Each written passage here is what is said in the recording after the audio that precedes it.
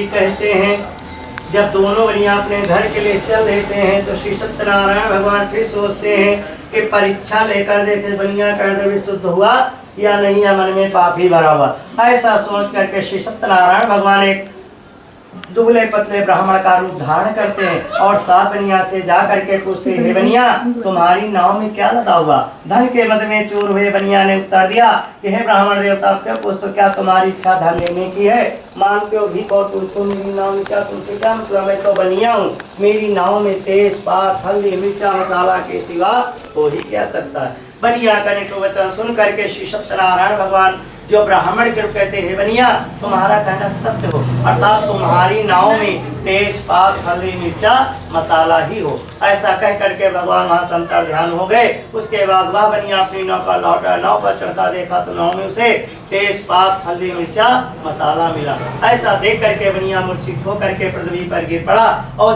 वो सत्यचित रोने लगा, चिल्लाने लगा। तब उसके दामाद ने कहा, हे पिताजी आप व्यर्थात चिंता न करें, क्योंकि चिंता चिता से कहती मैं तुमसे बड़ी हूँ।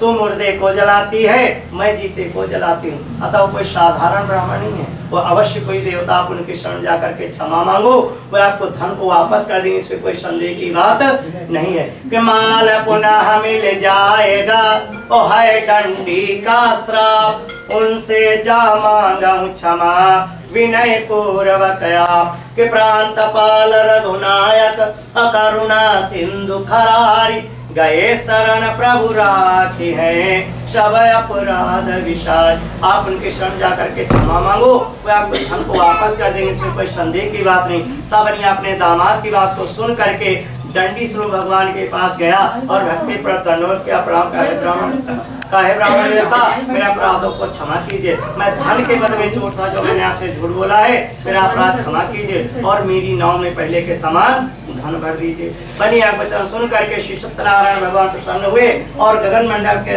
आकाशवाणी का, हे साथ बनिया तुम्हारी कन्या जो है हमारे प्रसाद को छोड़ करके चली आई, इस कारण इसका पति कहा भगवान मेरे अपराधों को क्षमा कीजिए। तब श्री सत्यनारायण भगवान गगन मंडल से आकाशवाणी करते हैं, कहते हैं बनिया तुम्हें धन का घमंड छोड़ दो, क्योंकि धन न किसी का रहा है और न किसी का रहेगा। खाली हाथ आए हो और खाली हाथ जाओगे, इसलिए धन का घमंड छोड़ता हो। ऐसा सुन करके बनिया ने कहा, ठीक प्रभु जैसा आपने कहा मैं वैसा ही करूंगा। ऐसा कह करके बनिया अपनी नाव का लौटा, नाव पर चढ़ता देखा तो नाव में उसे तेज पात हल्दी मिर्च जगह हीरा सोना चांदी मिला। ऐसा देख करके प्रसन्न होकर के बनिया अपने नगर के लिए चल दिया और जब अपने नगर के निकट पहुंचा तो अपने दामाद से कहने लगा कि वह देखो अपना रत्ना सब नगर दिखाई पड़ रहा, अतः अपने धन की रक्षा करने वाले तो उसको घर भेजा और कहा मेरे घर में जा करके संदेश दे दो कि तुम्हारे शेठ जी बहुत सा धन लेकर के नगर के समीप आ गए। तो लोग बनिया के घर जाते देखते लीलावती कलावती श्री सत्यनारायण भगवान के कथा को सुनने जा रहे। तो लोग हाथ जोड़ करके लीलावती से बताते हैं कि हे सेठानी जी तुम्हारे शेठ जी बहुत सा धन लेकर के नगर के समीप आ गए, हमको संदेश ले भेजा है। तब ऐसा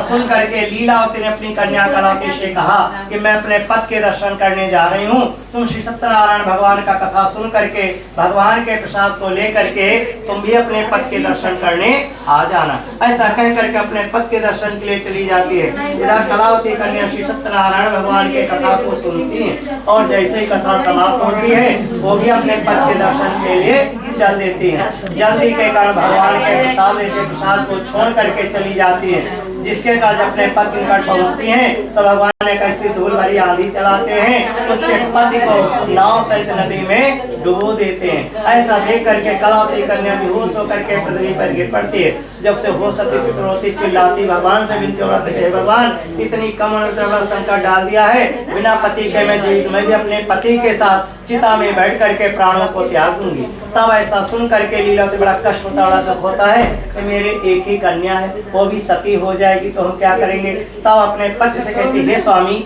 ये सब आपके कर्म, क्योंकि आपने संकल्प किया था कि जब मेरे घर में कोई संतान हो होगी तब सत्यनारायण भगवान के कथा को सुनूंगा। आपने नहीं सुना, ठीक है, जब कन्या का विवाह करेंगे तब सत्यनारायण भगवान के कथा को सुनेंगे, तभी आपने नहीं सुना। ऐसा तो नहीं, श्री सत्यनारायण भगवान के श्राप के द्वारा हम लोगों को नाना प्रकार के कष्ट भोगने पड़ रहे हो, इसलिए आप श्री सत्यनारायण भगवान सच्चे मन से क्षमा प्रार्थना कीजिए। हो सकता भगवान कुछ उपाय बताएं। उस बनिया ने अपनी पत्नी की बातों को सुन करके श्री सत्यनारायण भगवान सच्चे मन से क्षमा प्रार्थना कर, भगवान मेरे अपराधों को क्षमा कीजिए, मैं अब आपकी कथा को अवश्य सुनूंगा, इसमें कोई संदेह की बात नहीं। तब बनिया की दीन प्रार्थना को सुन करके श्री सत्यनारायण भगवान प्रसन्न हुए और गगन मंडल से आकाशवाणी का हे साथ बनिया, तुम्हारी कन्या जो है हमारे प्रसाद को छोड़ करके चली आई है, इस कारण इसका पतिव्रत कन्या घर जा करके प्रसाद खा करके पुनः इसी नदी के तट पर वापस लौटेगी, इसका पति जीवित प्राप्त होगा।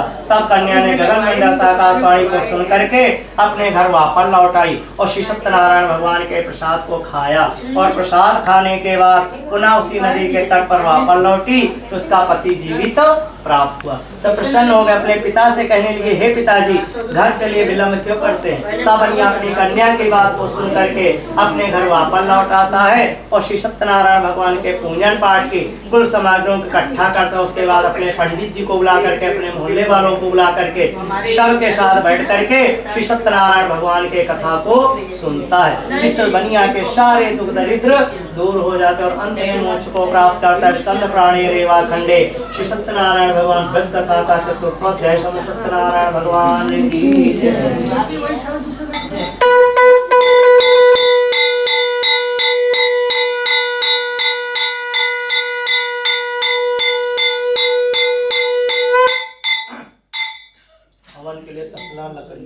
एक बार प्रेम से बोले श्री सत्यनारायण भगवान की जय। तो श्री सूत जी कहते हैं, एक तुंगध्वज नाम का राजा था।